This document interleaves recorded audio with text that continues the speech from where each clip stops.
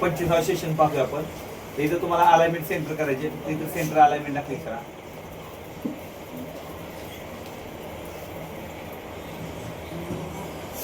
त्यानंतर दुसरा प्रश्न आहे ती म्हणजे इथं सेव्ह करायची फाईल. तुम्हाला फाईलमध्ये क्लिक करा, सेव्ह याला क्लिक करा, डेस्कटॉपला क्लिक करा, नंतर इथं फाईल नेमवरती क्लिक करून सेव्ह बटनला क्लिक करा.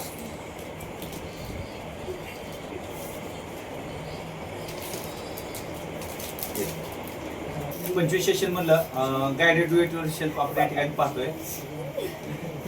त्याच्यामध्ये बघा आता एकूण 5 क्वेश्चन आहेत. त्यातला पहिला क्वेश्चन काय दिलाय,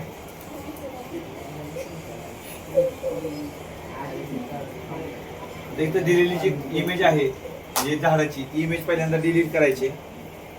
डिलीट केल्यानंतर पुन्हा फाईलमध्ये जायचे, सेव्हरला क्लिक करायचे, त्यामधून डेस्कटॉपला क्लिक करायचे आणि त्याला नाव द्यायचंय फॅमिली ट्री वर्कबुक असं नाव द्यायचंय.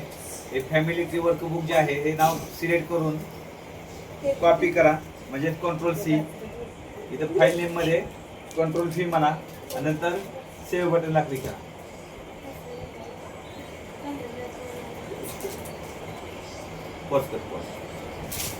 पुढे बघा दुसरा क्वेश्चन आहे. तुम्हाला सुतापा हे जे हेडिंग आहे हे तुम्हाला सिलेक्ट करायचे आणि त्याला स्टँडर्ड कलर रेड सेट करायचा आहे. इथं फॉन्ट कलर आहे, फॉन्ट कलरवरती आल्यानंतर इथं रेड कलरला क्लिक करायचे. रेड कलरला क्लिक केल्यानंतर त्या शब्दाला तुम्हाला रेड कलर आलेला दिसेल, नंतर सबमिट बटनला क्लिक करायचे. पुढे तिसरा प्रश्न आहे,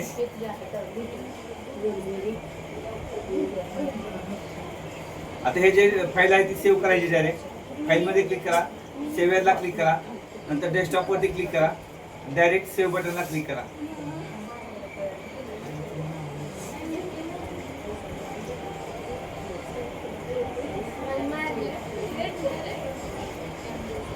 नंतर राकेश शब्द सिलेक्ट करायचा आहे.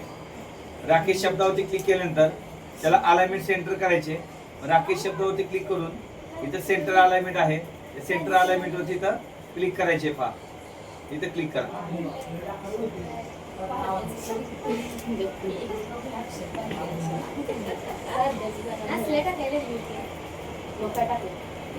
नंतर बी ट्री या सेल मध्ये तुम्हाला फॅमिली ट्री जनरेटर हा शब्द काय करायचा आहे, कॉपी करायचा. कंट्रोल-C केलं, नंतर B2 मध्ये आल्यानंतर इथं पेस्ट केला.